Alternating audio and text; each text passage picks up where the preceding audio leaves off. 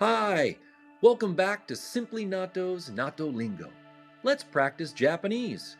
Today's episode is number 8, and the key word is tamago. Let's learn how to pronounce this word and what it means. Tamago. Ta. Ma. Go. Tamago. But what does it mean? Tamago means egg or eggs. For a quick and easy natto protein dish, let's take our natto and tuna that we learned about in our last episode and add some egg to it.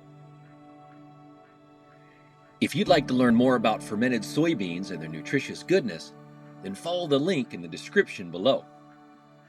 Thanks for practicing with me today. Stay tuned for the next episode of Natto Lingo.